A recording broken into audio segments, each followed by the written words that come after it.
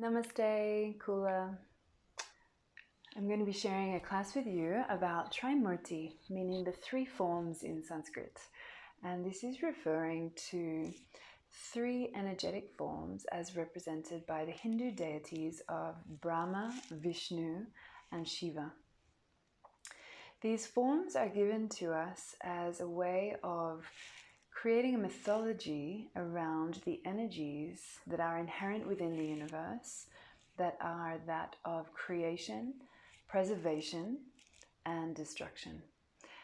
The energies that are present in nature, in all things, that we see in our own being, in our own bodies, in our own lives, that we see in all plants, all animals, in all cycles of existence.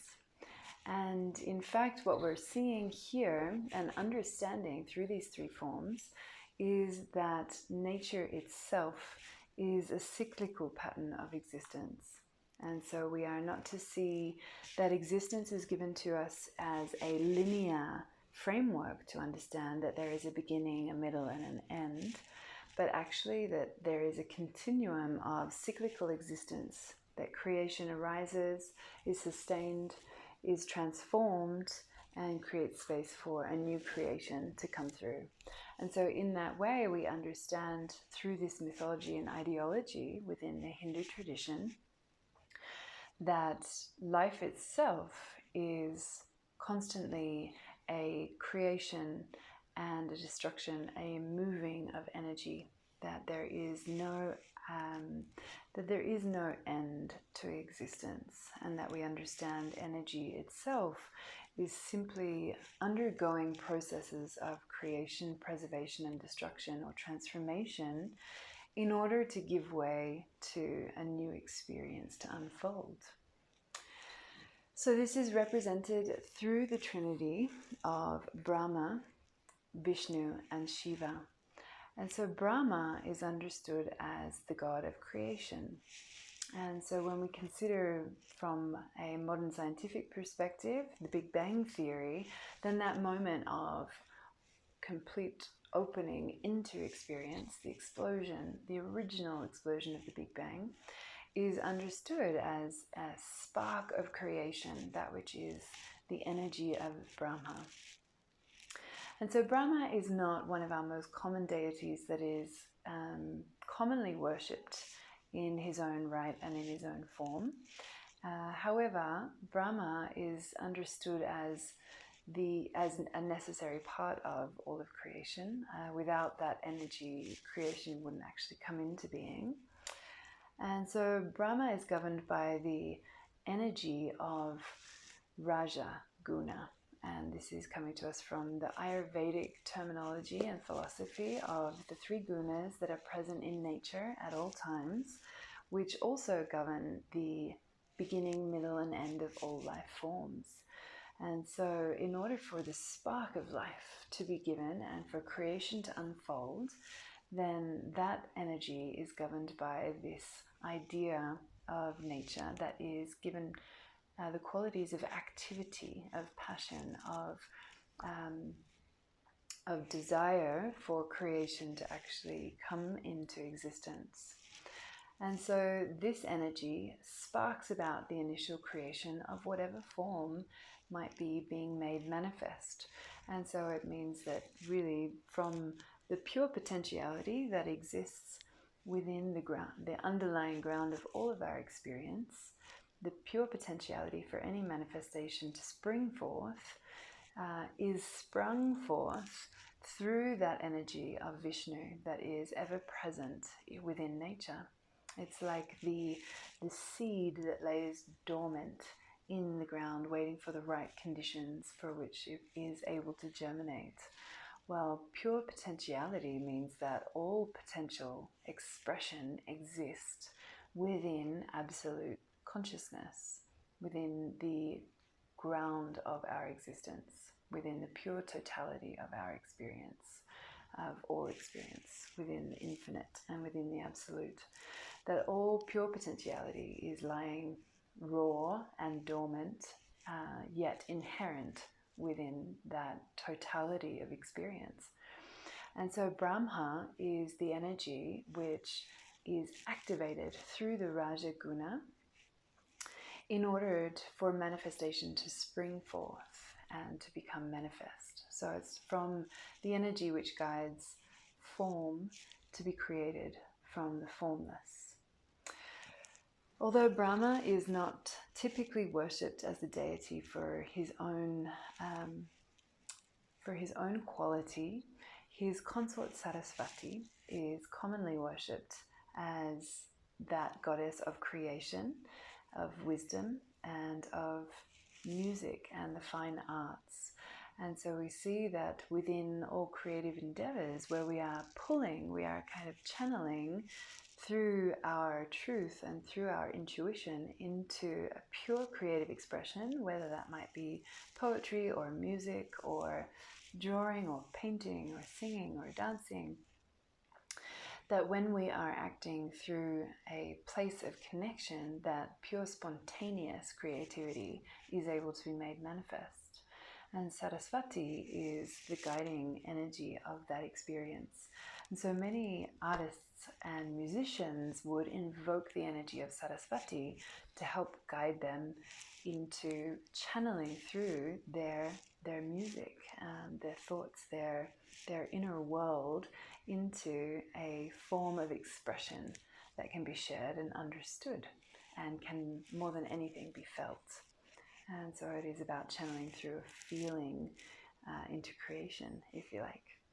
So Saraswati, the mythology says, comes through Brahma's breath, so that the original creation of this universe happens through Brahma's breath, and that through his breath, Saraswati emerges from Brahma's mouth, floating on her white swan and reverberating with the sound of Om. And that fundamental vibration is that which begins to create and make the universe. So the mythology is important in the understanding that it is, as in all cultures, the vibrational aspect of experience that anchors the formless into a form and cultivates and creates a manifestation to appear. From that manifestation, whatever it is, whether it is the seed that has now sparked forth life and a new plant is starting to germinate and peeks its head up above the soil, well, now this part of the experience is governed by the energy of Vishnu, representing the sustaining aspect of existence. And so this aspect is going to be present from the moment after life has been sparked forth into the full fruition of the pure potentiality that exists and is inherent within whatever natural thing we might be talking about.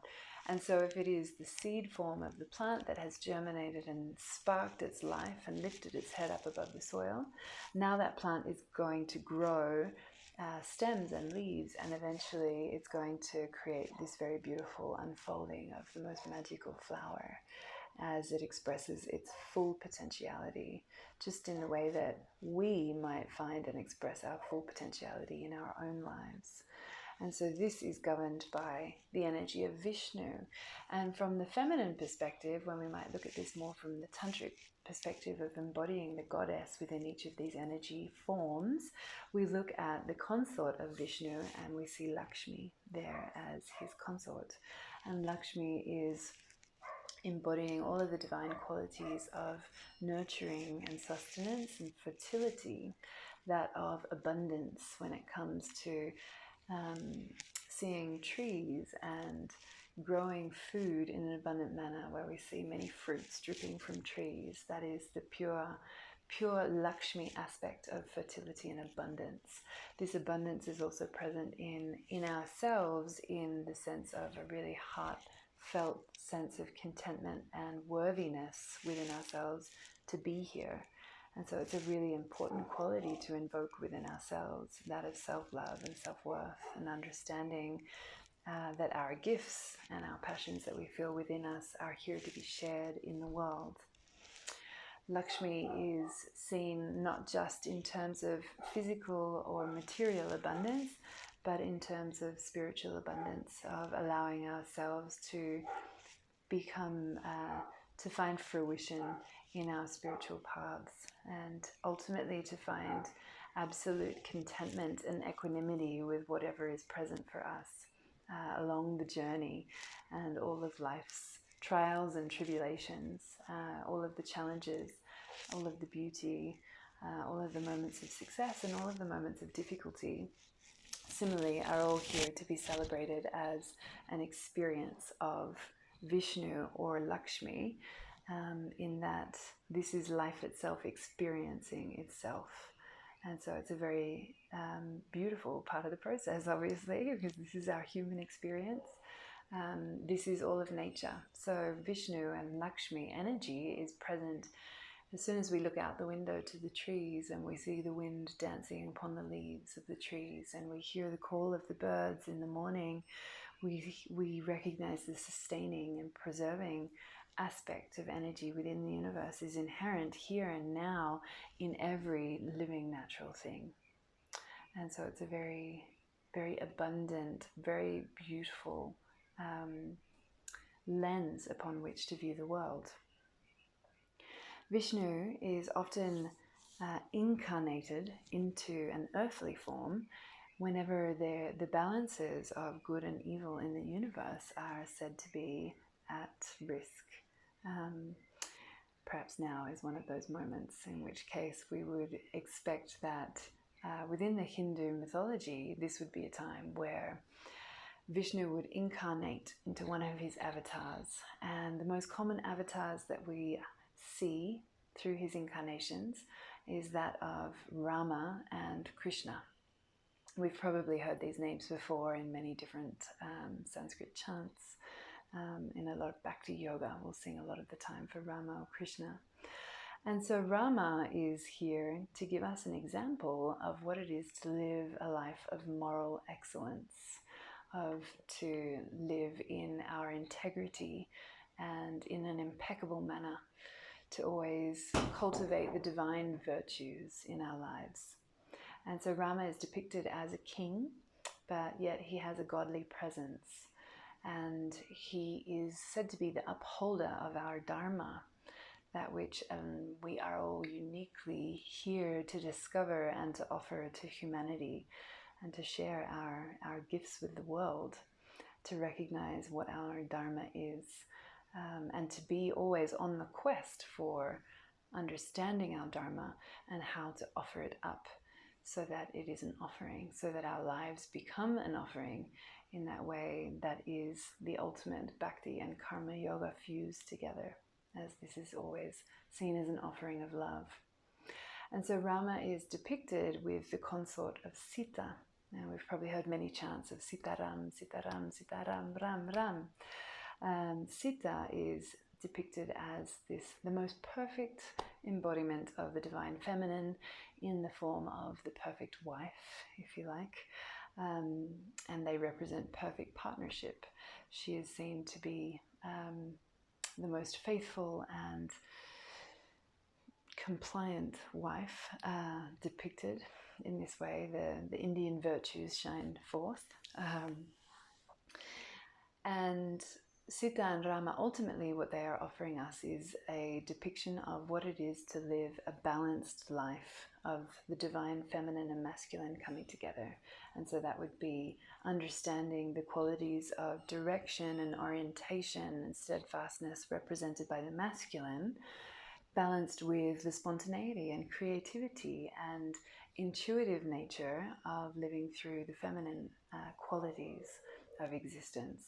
And so when they come together in this perfect embodiment and perfect fusion, then we are able to understand ourselves and find balance within our own hearts. The other avatar most commonly associated with Vishnu is that of Krishna. And Krishna is here to give us an example of how to live in the world as an embodiment of unconditional love. And so he's a very important aspect of the Hindu mythology, and often considered definitely by the Vaishnavites as the most important deity, the supreme Godhead, as that embodiment of love. Krishna is, from the moment he's born, depicted as a very playful, beautiful being, of which his mother is completely besotted and understands that he's a divine creature. One day looking in his mouth and seeing the entire galaxies within him. Throughout his youth, he is depicted as the ultimate lover, or the alluring lover, with all of the gopis following him in, as he plays his beautiful flute. And then out of all of those gopis is Radha, and Radha is seen as his most beloved form of the divine feminine, and often the stories are of their dance, of chasing one another throughout existence, throughout the universe, and upon which existence is then created. The divine dance, the divine play is made manifest. And so Radha and Krishna are seen together again as another example of that divine fusion of love in its most unconditional, giving, nurturing form. And so this is the main form of worship of the Vaishnavites, in which case that is the worship of Vishnu and his incarnations. And so we'll see and hear many temples, many statues, many images of Krishna and Rama, and many different chants invoking this energy. And so it is a beautiful energy to understand, how to see the world as an expression of love, how to see all manifestation within this physical experience as an expression of divine love. And so this is the middle of the creation experience, of the cyclical experience of Vishnu. And that is followed, of course, by the energy of transformation and of destruction.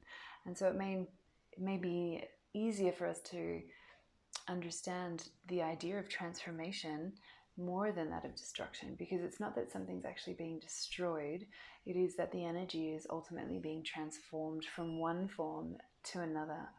And so energy is never destroyed. Energy is simply always transmuted or transformed back into something else. In the example of the seed and the growing flower into its full potential, the moment when that flower has blossomed and expressed itself in its fullest beauty, well, from that moment, then we start to see the next guna coming forth as tama guna, in which case there is now the energy of inertia and heaviness starting to dominate, and that then the process of decay in the plant starts to become prevalent, and we'll see that the flower will start to wilt, and the plant will eventually decay and give itself back to the earth, in which case it can become nutrient for the soil that can then give birth to another form to spring forth. So in this way we see that there must be a giving and a transforming of energy in order for new creation to be made manifest. So Shiva is seen as this energy of transformation and of destruction. In this way, he's often depicted as Nataraja, the king dancer, and we might have seen statues where he's kind of dancing one leg up in the air and his arms up like this, where he is depicting the dance that is created in order to bring about that process of transformation in the universe. As the destroyer or as the transformer, Shiva is seen as the consort of Parvati, and in this transformational form, the incarnations of Parvati that are given are that of Kali and Durga, and they are the more fierce aspects of the divine feminine, bringing forth that which is helping to invoke the transformational process more passionately and more fervently, so that we can activate the liberation within ourselves on our spiritual paths.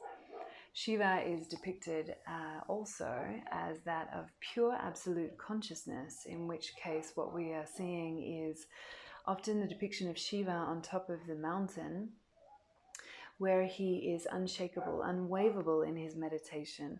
And he sits there for 1,000 years before Parvati comes along as sent by the other gods in order to activate Shiva and bring him back into performing his duty. And so in this way we see that Parvati and Shiva are considered masters of yoga. The Lord of yoga, in that he has mastered himself, he has mastered his mind, and similarly Parvati has also mastered herself and her mind through her yogic practice in order to be worthy of being his consort. And so these are the three energies that we see present in the universe and in all cycles, in all experience, in all existence. And so it's important for us to understand they have within the Hindu mythology been given an icon, been given a face with which we can create a relationship in order to be able to invoke the energy into our lives when we need it. And so don't be dismayed by the interesting depictions that are given to us through the Indian mythology, but simply recognize that they are depictions of this inherent ever-present energy that is always present, and that all of these energies are inherent and present in all experience, in all manifest experience, that we don't simply have a moment of creation, that within creation sustenance and dissolution are naturally present as well. And just as within dissolution we see that sustenance and creation are inherently present, that there is not one without the other. And so we don't start to view existence with a beginning, a middle and an end as a linear scope of framework to understand the world, but instead we see life as a continuum, in which case the springing forth of one creation and its dissolution creates space for the next form to arise. And so maybe we might imagine instead that life is kind of a spiral that creates and evolves and transforms and recreates as energy is transformed and re-expressed in some beautiful new way. Namaste.